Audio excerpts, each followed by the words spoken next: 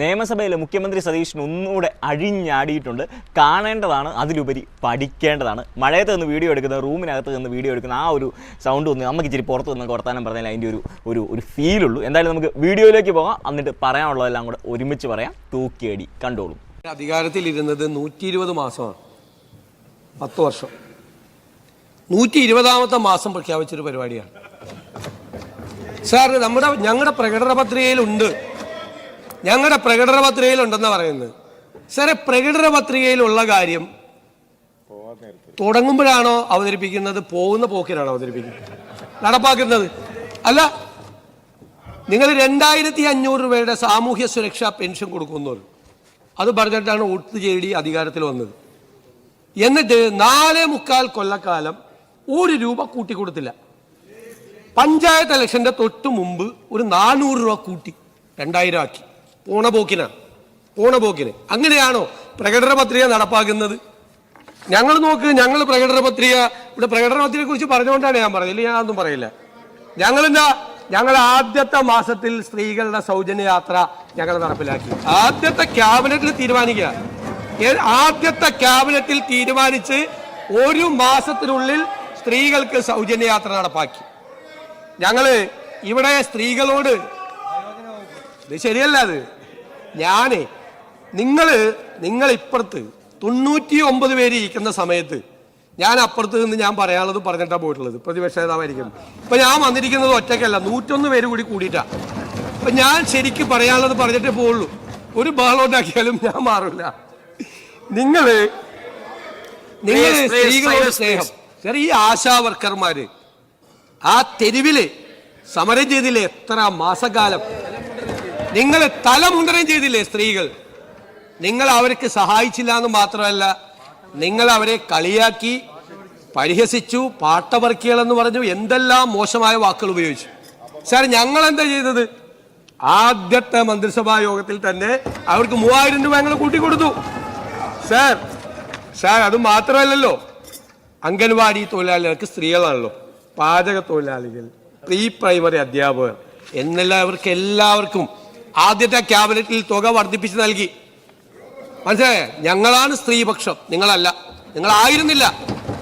അപ്പോൾ കേട്ടല്ലോ, V D സതീഷിനെതിരെ അവർ സ്ത്രീപക്ഷമൊക്കെ പറഞ്ഞുകൊണ്ട് ഒരു സ്റ്റേറ്റ്മെൻറ്റ് ഉണ്ട്. വി ഡി സതീഷിന് അത് ഉപയോഗിക്കുന്ന രീതിയാണ് നിങ്ങൾ കാണേണ്ടത്, അതാണ് പഠിക്കേണ്ടത്. അതായത് വി ഡി സതീഷിനെതിരെ ഇത്തരത്തിലൊരു അവസരം വരുമ്പോൾ, തിരിച്ച് മറുപടി പറയാനുള്ള അവസരം വരുമ്പോൾ ഉണ്ടല്ലോ, അയാൾ പഴയ സർക്കാരിൻ്റെ കുറ്റങ്ങൾ പറയുന്നു, അയാൾ തങ്ങൾ എന്തൊക്കെ ചെയ്തു എന്ന് പറയുന്നു, തങ്ങളുടെ പെർഫോമൻസിനെ പറ്റി പറയുന്നു, പഴയ ഗവൺമെൻറ്റിൻ്റെ മിസ്റ്റേക്സിനെ പറ്റി പറയുന്നു, പ്രകടന പത്രിക എപ്പം നടപ്പാക്കണമെന്ന് പറയുന്നു. ഇങ്ങനെയാണ് നിങ്ങൾ എങ്ങനെയെങ്കിലും അവസരങ്ങൾ നിങ്ങൾക്ക് വരുമ്പോൾ ഉപയോഗിക്കേണ്ടത്. അയാൾക്ക് വരുന്ന അവസരം മറുപടി പറയാൻ അവസരത്തെ അയാൾ എന്ത് പറയുന്നു?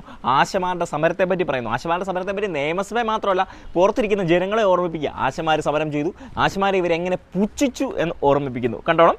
രണ്ടാമത് ഈ KSRTC അലവൻസ് കൊടുത്ത, അല്ലെങ്കിൽ KSRTC സൗജന്യ യാത്ര കൊടുത്തതിനെ പറ്റി പറയുന്നു, ജനങ്ങളെ ഓർമ്മിപ്പിക്കുന്നു.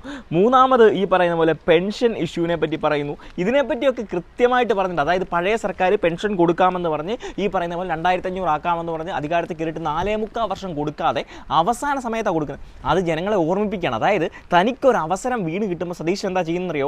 സതീശൻ ജനങ്ങളെ ഓർമ്മിപ്പിക്കുകയാണ്, ഇവരിതൊക്കെ പറഞ്ഞിട്ട് ചെയ്തില്ല, ഞങ്ങളിതൊക്കെ ചെയ്തു എന്ന്. അതാണ് ഇപ്പോൾ ഒരു പൊളിറ്റീഷ്യൻ്റെ പവർ, അല്ലെങ്കിൽ ഒരു ചാൻസ് എങ്ങനെ ഉപയോഗിക്കണം. ഇപ്പോൾ നിലവിലത്തെ ഭരണപക്ഷത്തിന് പറ്റി പോകുന്നതെന്നറിയോ?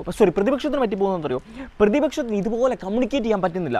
അതായത് പ്രതിപക്ഷത്തിൻ്റെ ഭാഗത്ത് നിന്ന് ഈ പറയുന്ന പോലെ ഒരാൾ വന്നിട്ട് പത്രസമ്മേളനം നടത്താനോ, പിണറായി വിജയൻ, അദ്ദേഹം ഒരു പ്രായമായ മനുഷ്യനാണ്, അതുകൊണ്ട് ഞാൻ ബഹുമാനിക്കുന്നു, പക്ഷേ അദ്ദേഹത്തിന് വന്ന് പെർഫോം ചെയ്യാൻ പറ്റുന്നില്ല, അല്ലെങ്കിൽ മറ്റൊരു ലീഡർ വന്ന് പെർഫോം ചെയ്യാൻ പറ്റുന്നില്ല, പത്രസമ്മേളനങ്ങൾ ശരിക്കും നടക്കുന്നില്ല, നിയമസഭയിൽ ഒരു സ്റ്റാർ പെർഫോമർ ഉണ്ടാകുന്നില്ല. അപ്പോൾ ഇത്തരത്തിലുള്ള വിഷയങ്ങളൊക്കെ ഉണ്ടാകുമ്പോൾ ഇങ്ങനെ സ്കോർ ചെയ്തുകൊണ്ടിരിക്കുന്നതാണ് ഇതിൻ്റെ ഏറ്റവും വലിയ വിഷയം. പ്രതിപക്ഷം സ്കോർ ചെയ്യുന്നില്ല, ഭരണപക്ഷം അത്രമേൽ സ്കോർ ചെയ്യും. നമ്മൾ ഓർക്കണം, കഴിഞ്ഞ 5 വർഷം സതീശൻ കേരളത്തിൻ്റെ പ്രതിപക്ഷ നേതാവായ ശേഷം കണ്ടിന്യൂസ് ആയിട്ട് അന്നത്തെ പ്രതിപക്ഷം അവസരങ്ങൾ ഉപയോഗിച്ചുകൊണ്ടിരുന്നു.